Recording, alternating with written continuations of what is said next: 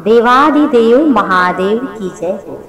कर्पूर गौरम करुणावतारम संसार सारम भुजगेन्द्रहारम सदा वसंतं हृदयारविंदे भवं भवानी सहितं नमामि।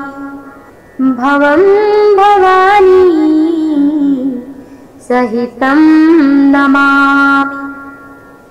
भगवान शंकर की जय। आइए हम सभी सुने सोमवार प्रदोष व्रत कथा। सोमवार 3 देवादिदेव भगवान भोलेनाथ का है। भगवान शिव की कृपा से जीवन में सभी प्रकार के सुख और मोक्ष सुलभ हो जाते हैं। यह व्रत धन वृद्धि, सुख वृद्धि, पुत्र वृद्धि, सर्व मनोकामना पूर्ण हेतु अखंड सौभाग्य के लिए अवश्य ही करना चाहिए। इस कथा को सुनना चाहिए। अथ व्रत कथा। प्रदोष व्रत कथा। एक नगर में एक ब्राह्मण की पत्नी रहती थी। वो समय से पहले ही विधवा हो गई। उसके पति का स्वर्गवास हो गया।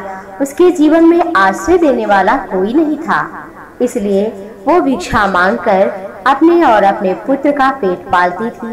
एक पुत्र भी था। एक दिन ब्राह्मणी घर लौट रही थी तो उसे एक चोट लगा हुआ, कराहता, दुख से भरा हुआ एक लड़का मिला। ब्राह्मणी को बड़ी दया आई। वो उसे अपने घर ले आई, लेकिन वो कोई साधारण बालक नहीं था। वह विदर्भ देश का राजकुमार था। शत्रुओं ने उसके राज्य पर आक्रमण कर दिया था। पिता को बंदी बना करके राज्य पर नियंत्रण करना खुद ही शुरू किया था, इसलिए बेचारा वो इधर उधर मारा मारा फिर रहा था।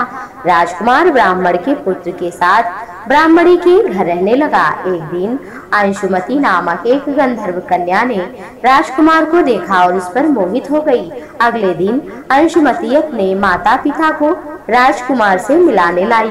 उन्हें भी राजकुमार भाग गया। कुछ दिन के बाद अंशुमती के माता पिता को शंकर भगवान ने सपना दिया और स्वप्न में आदेश किया कि हे राजकुमार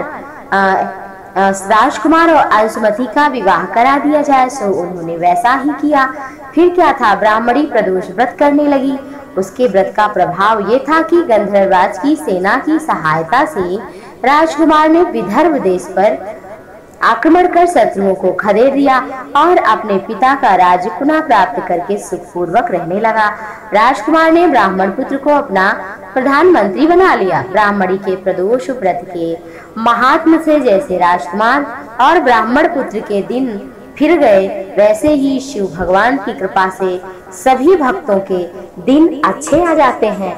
भगवान शिव की अति कृपा हो जाती है।